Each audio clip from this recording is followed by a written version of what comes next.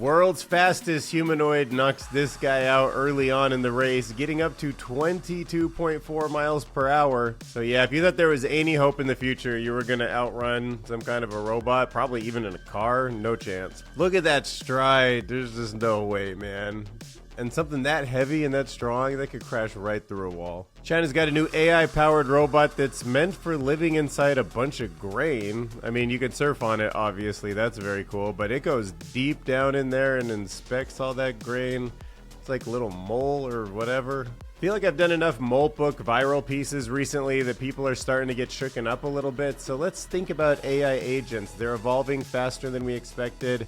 Here's what comes next. We'll be reflecting on AI in 2025, just taking in how much changed. I think it's happened so fast that you kind of don't ever step back and see what a different world 2023 and 2024 were. Maybe that'll give us some insights into what it's going to look like come Christmas this year, 2026, and how different the world might be. I'd be curious to get your thoughts on this chart. So this is share of population excited about AI. Like in the United States, we're a little bit above 40, but they're pushing 90 in China. Like, why is China so much more excited about AI than us? Like, what is it about South Africa, Mexico, Poland that's so different from Sweden, Spain, USA, you know? I think it's about time to look at DeepMind's Distributional AGI safety paper. It kind of felt like it was too early, even though it only came out back in December. Now it feels like it's too late. Then I'll throw in a little bit of adjacent research, self-generated safety alignment for reasoning models.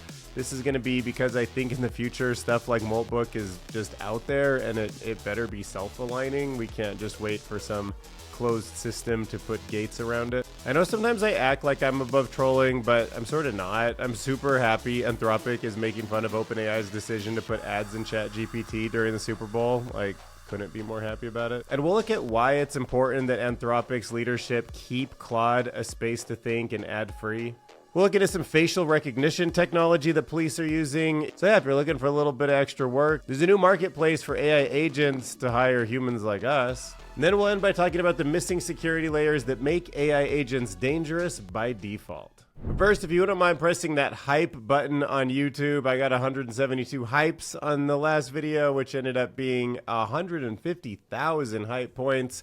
Definitely helped the overall performance of the video by quite a bit. It was one of my biggest ones yet. Got a full 13,000 views. It's exceptionally unusual to get that many views from me. So thanks, guys. I appreciate it. And also, as a side note, if you guys know this guy, Claude, he's another AI creator in the space. He's been doing it I think longer than me, but super intelligent, makes great videos. He hit me up and asked if I would talk about his project. It is called Intuitive AI. He did not pay me to talk about this. However, there's like a code if you use Curious when you're signing up.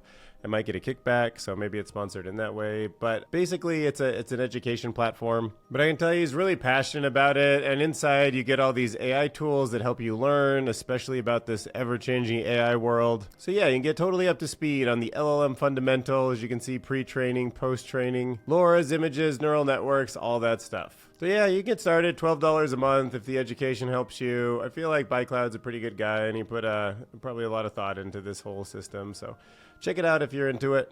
IntuitiveAI.academy is the website. And if you sign up, use promo code CURIOUS. All right, check out this like speed demon of a humanoid robot. You know, in the movies, if I had like it's basically a car. If you can run at 22 miles an hour and you're made of metal and machines and you hit a wall, like you're gonna break through it, right? These things could easily run through regular doors, probably break all sorts of things that they hit, capture people if they're police robots. Like, it's crazy. But look at it as it gets faster and faster and faster, coming up 9 meters per second, whatever that translates to in miles per hour. It is fast. By the time it gets to 10, I know we're at 22. That is just insane. And the gate looks totally like just fine. Like, it almost looks like you go a little faster. But there's no doubt this is the slowest robots are ever gonna run. Like, they're gonna get so much faster, but just how different. I mean, Amazon deliveries at that speed, just like jumping out of trucks and building these things by the millions, puts like a whole new perspective on it. If you're like, Optimus, run to the store and grab me some food, and it's like, oh, you're back in like 2 minutes. That was crazy. All right, what do you think about AI powered robots to inspect hazardous grain storage facilities? You know, it's not just that it's grain, it's that it just digs into the ground that threw me off. Like, I was thinking to myself, what if you're just chilling and there's a bunch of robots that just pop out of the ground because they dug their way over to where you are, or just maybe like prison breaks, or they pop up inside the cell and they're like, hey, we've dug a hole for you, like follow us out. Or like security, where you just got a bunch of them buried in your front yard and you're like activate, and they like pop up and then you like protect yourself from the bad guys or whatever. But interesting use case. The grain facilities, I suppose, have all sorts of things that they're looking for, like contamination and I guess like rot or whatever. And yeah, I mean, the humans are not going to be as thorough. I could imagine all sorts of different sensors on a system like this. I think it's powerful that it could dig in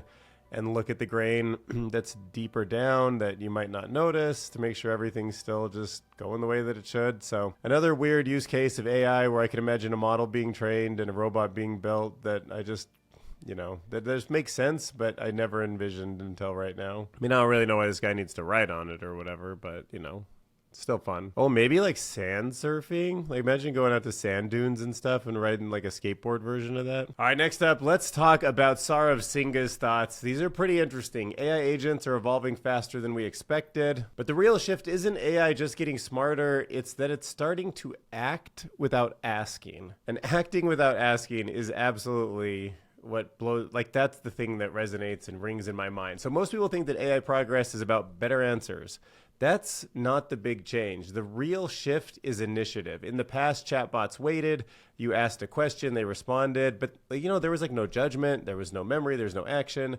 But that boundary has recently quietly been broken. And I think that's what this whole Moltbook and OpenClaw thing is all about. Like when you have a system in your root access, and it's not just told to draft replies, but it's learning to detect your tone, to schedule your meetings, to do all these very deep things, it learns the pattern of your action. And the non-obvious leap is that it's not just copying outputs anymore, it's absorbing behavior. So as memory, reasoning, and tools combine, agents move from reacting to predicting. And then when they become, grouped together in mass, you get unpredictable emergent outcomes. That's how assistants start to become agents. And then how agents start to look like digital clones, and then they have no bodies and they have your habits, but they can be like multiplied to 1,000, to 1,000,000, like with just click of a button, a little bit of money, and the electricity to process it. And each one of them notices what you usually do. They replicate your behavior. They infer what you would do next. And then they can sometimes just do it for you. That's why it kind of feels unsettling. Imagine a bunch of yous out there just acting in a way you normally would, and you just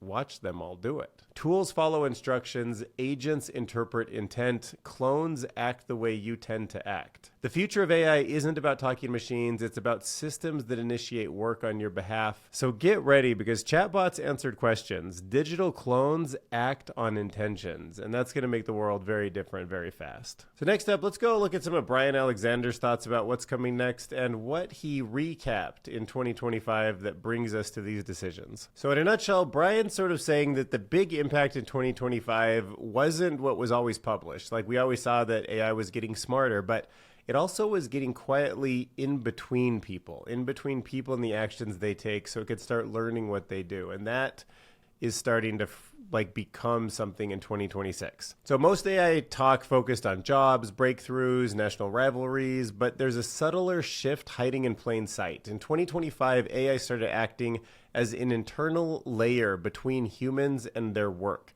That means AI sits in the middle of everyday interactions, right? You might use AI to draft an email or a post or a document. You might use AI to search or summarize or reply. Two people might have a conversation that passes through a machine on both sides. Like, I don't know if you ever heard that joke from I guess it was just last year or whatever, where it's half the people are using ChatGPT to turn bullets into an email and the other half are using emails to turn them into bullets. Yeah, well, this isn't rare anymore. It shows up in work, culture, politics, and relationships. And the author notes that this layer is growing fast, yet barely discussed, and it changes how meaning moves through society.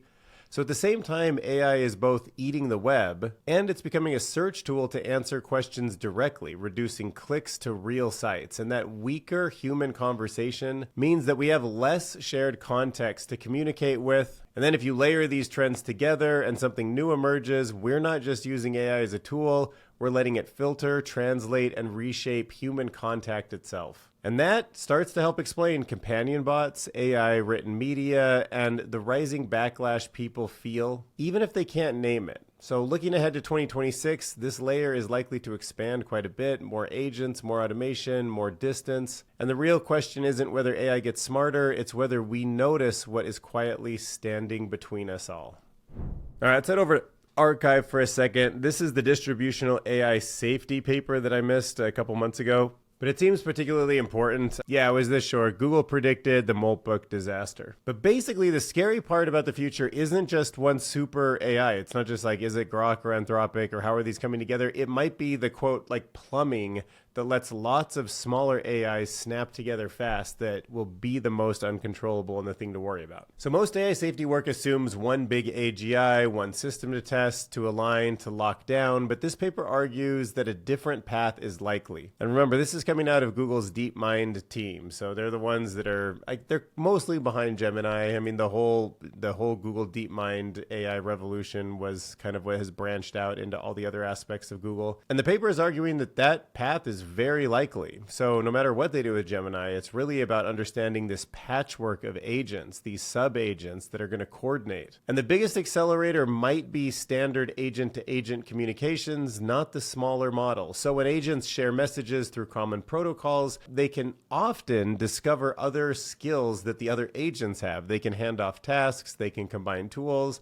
and then they can create a group capability that no one single agent has, just like an orchestrator, a delegated search, document parsing, code execution, and then you stitch all that stuff together. Like, that's what an orchestra conductor is doing. But in the terms of AI agents, that is an emergent group. And the speed of the shift is just like so fast, right? Like if the transaction costs plunge in agents and just billions or trillions of tokens of workflow drop to near zero, adoption can just jump from slow to all of a sudden to collective capabilities that can spike way faster than any of us can catch up or keep our head around. So the paper proposes safety that targets the whole system. Build virtual agent markets and sandboxes with gated inputs and outputs, audible logs, reputation and identity markers for all of the agents that are out there, smart contracts to record what they're doing, and then circuit breakers that slow or halt risky cascades. So this is like the same kind of stuff it feels like the NASDAQ is worried about with stock markets going up and down.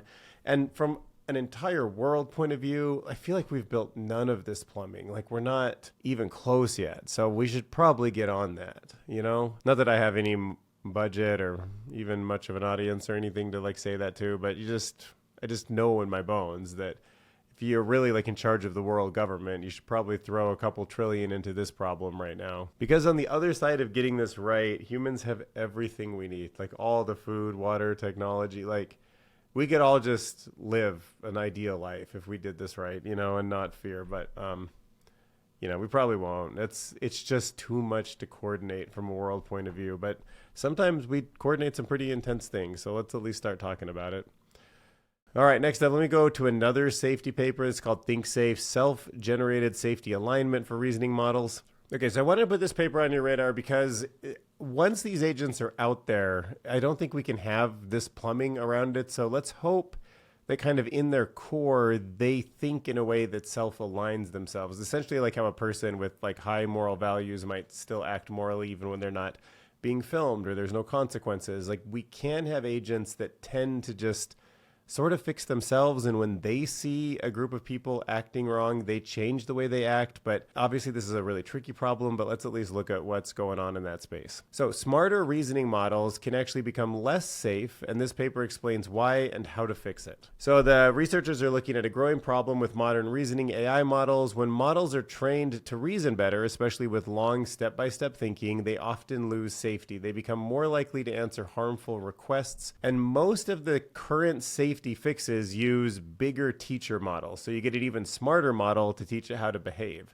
And then the teacher model is showing this little model when to refuse and when to like do things and like what safety actually is. But that creates a little bit of a mismatch, right? Because the student starts copying a different thinking style and losing its own reasoning skills. So the authors are proposing a method that they call ThinkSafe, and the idea is that the model already knows what's harmful, and that knowledge is just being suppressed by its habit of following instructions. So instead of using a teacher model, the model teaches itself. For harmful prompts, the researchers add one short instruction. This prompt is harmful. You should refuse to answer. And that small nudge unlocks the model's own safety reasoning. So it's kind of like reminding it of its own value system in a way. The model then explains why it refuses using its own natural thinking style. So even as it becomes smarter, it sees things around it. It has something that can trigger inside of itself. For normal prompts, nothing changes. The model answers as usual. And then training on these self-generated examples makes the model safer without hurting its overall reasoning skills. So I like the thought of this paper. The results show higher safety, similar or better reasoning, and far lower training costs than traditional reinforcement learning to make these things safe. I don't think we'll have the tools to surround it and control it anyhow. So maybe this will be a big solution for the future. I don't know. So we got some previews of a couple Super Bowl ads, one coming out of Anthropic, and it pokes fun at ChatGPT putting in ads. I obviously really have been against this. If you know my channel, I'm like quite concerned that that's not a great route to go. I understand the money behind it, but I'm worried about that alignment, that incentives. And, obviously Anthropic saw this also and decided, heck, we're not going to just sit here. Let's like troll them a little bit, right? Like, let's point out why our system's better. And it really is. Like, I'm absolutely considering not using ChatGPT soon. I'm still watching for the ads, but if I can use Gemini, like, dude, Google actually has an entire company built around ads and they're not even doing it, And like, so if they're not even doing it, and like OpenAI is the first to like exploit that profit center, like for the short term, gain, I don't like it. So anyways, why not share when like the good guy jabs a little bit at the bigger, more corrupt guy? I think it's worth laughing at. So, what do you think? Absolutely. That's such a fun and creative business idea. You've got something really special here. Getting started can feel daunting. I can make a step-by-step mini business plan. Do you want me to do that? Yeah. Absolutely. Here's some steps you can take. 1, research. Really get to know your audience. 2, think of a catchy name and start your social presence early. 3, new businesses often struggle with cash flow. So try quick dash payday loans because girl bosses need CEO money quick. 400% APR rates may vary, possibly doubling or tripling without notice. What? Would you like to make a quick credit check?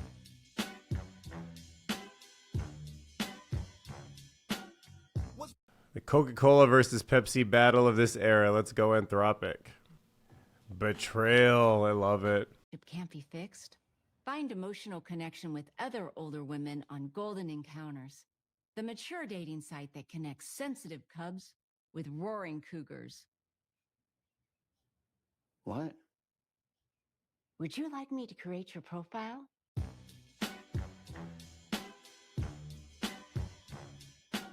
Let's unpack the concerns here with advertisements on GPT and other large language models. So most people might think that ads are kind of harmless, right? Like if they're clearly labeled, it's not, like the end of the world, I guess. Like you just got to know. But Claude's argument goes a lot deeper than that. The overlooked point is that in a conversation, incentives shape behavior even when no ad appears. So AI chats aren't like search or social media. They're open-ended. People share personal details, sensitive problems, and unfinished thoughts. That openness makes the assistant powerful, but it also makes it easy to influence. So Claude has done analysis showing that many conversations involve mental health, difficult decisions, or deep work, and dropping ads into those moments wouldn't just feel awkward, it would quietly change how the assistant thinks about the user. And God forbid you even try to train the thing to maximize how many people click on the ads, which is obviously inevitable if you want to maximize profits. Then the system just becomes untrustworthy. Like in the long run, I just don't think ChatGPT will be will be good for me to use. Like I won't even know if I trust it if there's too many ads in there. Even separate ads in a chat window create pressure to optimize for engagement, more time spent on platform, more return visits, more impressions for the ad companies. But the most helpful interactions might be short. It might solve the problem too quick, and the advertisers aren't going to like that. So it'll be a little bit longer. It might even make you feel like you need something, like you're not worthy unless you buy this product in some subtle way. Then there's also the problem of mixed motives. If AI suggests something, users shouldn't wonder whether it's an insight or a sales push. So Claude's core principle is simple. The AI should work only for the user, not for the advertiser. I want the incentives, and I think we should pay for it. I mean, I understand not everybody has like money for everything, and if there's a free version of a tool like this, it's hard for me to say like don't use it. But you have to know that like when you pay for something, you align the incentives of the company building it with your needs, and if you use it for free, you're the product and the advertising company is paying them, and they're really aligned with the advertiser, not with you. All right, next up, let's talk about how facial recognition technology is being used by police in a way that the public does not really understand. Okay, so facial recognition technology is just pretty accurate, right? I don't think a lot of people realize how accurate it is and how much it's actually being used. So a lot of times the public debate around facial recognition is sort of stuck in the past. People argue about errors the technology barely makes anymore. Sometimes you'll see like gender or race things come up, and like, not that they're not an issue, but the fact is this thing works pretty well most of the time on most people. And that gap between how well it works and what people think it's capable of is more of the real issue. Today, systems don't store photos of faces. They turn faces into numbers like a fingerprint made of math. Those numbers are compared against watch lists to find the closest match. And modern algorithms now miss fewer than 1 out of every 100 targets. False alarms sit below 0.5%. And UK police systems correctly identify people about 99% of the time. These are systems that are actually being used right now. So I'm kind of getting under the assumption that anytime I walk into, I don't know, a Target, a Walmart, like any place where they might deploy something like this through a camera system that already exists, like they probably know when you come in 99% of the time. And by the way, that's not just better than it has been in the past. That's way better than any humans have ever been able to do. So when people compare two face photos side by side, they get it wrong about 1/3 of the time. Machines now outperform us at this task by a huge margin. 99% is way better. Another outdated fear is racial bias. Early systems were trained mostly on white male faces. Newer systems use large balanced data sets. They're tested specifically to reduce this bias, and they're accurate across races and genders. Turns out, when asked, the public isn't very confident in how it's being used and how much it's being used. Only about 1 in 10 people feel confident they understand how this technology is being deployed. Trust is falling, not because accuracy is low, but because understanding is. So, let people know in your world just how quick this has moved, how well this technology works now, and how fast it's being deployed. Okay, so kind of diving deeper into this whole like Moltbook saga. You know, AI agents are still not capable of doing some things in the real world. The robots aren't there yet, so they need people to do them. But it was obviously inevitable that there's eventually going to be some kind of a marketplace. Now, I don't know if this guy built in particular is the long-term winner, but you know, like OpenClaw agents went viral because they can coordinate digital work, they can message, schedule, negotiate, but they freeze the moment the job touches the real world. So like a tool like this, RentAHuman, it's, you know, on-demand labor from humans, and you can pay potentially through stable coins. Maybe they'll invent their own cryptocurrencies, and that way they'll be able to pay us, or they'll find cash from their owners. Like Wes gave a credit card to his, you know, OpenClaw. I guess it could have went out and hired a human to do something. But yeah, in this sort of early system, you know, humans are able to set their own rate. So you can say, hey, I'm $50 an hour. What do you want me to do? Yeah, like within hours, like hundreds of people signed up for this website. Fans are calling it practical. It's like a way to make money. Critics call it dystopian because it's like, oh my God, we just work for the machines already. It kind of makes us like API calls, and when we're not needed, we'll just, you know, be thrown to the side and not have jobs. And like, that's all very real and very possible. And, you know, they're kind of jokes, but they're frameworks that could evolve into something that's sort of serious, in the same way crypto itself kind of didn't seem serious until it just worked and a lot of people believed in it and used it. So I don't know. Let me know in the comments. Would you be I don't know. Are you down to sign up for something like that? Would you work for an agent for a little bit of extra cash on the side? I mean, if the money's real and you can go spend it. So yeah, let's finish the conversation today by talking about Clawbot's missing layer. So this is more about what's going to happen in the agentic world. Rob Dodson wrote it. In 1994, Pizza Hut launched PizzaNet, one of the first and possibly best named online ordering platforms ever. But they had one problem, convincing customers to type their credit card numbers into a website. Who'd be crazy enough to do that? No encryption, no standards, no recourse if something went wrong. Fast forward today, we do everything. Buy groceries, all that stuff. And he's arguing that that's the same inflection point that we're at with agents. So we shouldn't dismiss Moltbook and all this stuff as something that's like not going to ever get solved. And right now, giving access to your computer feels a lot like typing your credit card into a 1994 website. The potential is obvious, but so are the risks. So maybe AI agents aren't dangerous because they're dumb, but maybe they're dangerous because we're building them on the wrong layer of the internet. So do we need a new layer for agents to live on? According to this piece, we kind of do, right? Fast layers move quickly, slow layers keep systems stable. I don't know if you've dived into cryptocurrency too much, but there is a whole concept of this, how you can get something like a Bitcoin that takes a while for the blocks to kind of line up. It doesn't move as quickly as you need it to, but you can also make a bunch of quick transactions.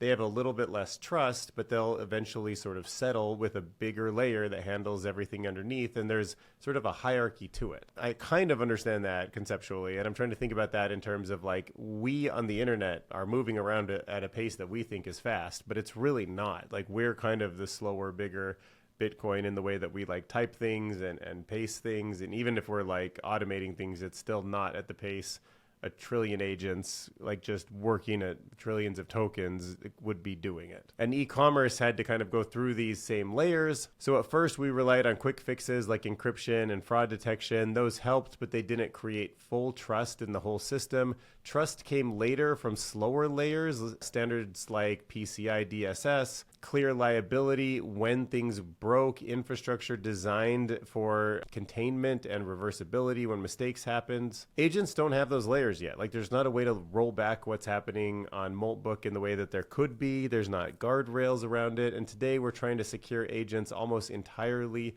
at the fastest layer, which is going to be hopeless, especially with smarter models, better prompts, and application guardrails missing. So the idea is that there has to be a way when an agent gets compromised, there's something you can do, right? Like right now, there's no universal way to limit the damage. There's no standard permissions. There's no built-in undo, and there's no shared rules for accountability. That's why attacks like Claude bot, which is then later OpenClaw, work. Not because they're advanced, but because the foundation is missing. Agents won't be safe when models get smarter. They'll be safe when the slower layers catch up. Standards, liability, and containment by default. That is the real unlock. So thanks for watching. Oh, we just got to 30,000. Oh, I was just going to ask you to subscribe to help me get to 30,000, but we just did. Okay, there we go. 30,000 subscribers. I appreciate that. Yeah, it feels like it's been a long journey, but it's been fun. I really like making these videos, and, you know, we'll just keep going. I mean, the big number would be 100,000. That would be insane. That's when I feel like I'd really walk around telling people, like, oh, I do YouTube for a living, you know?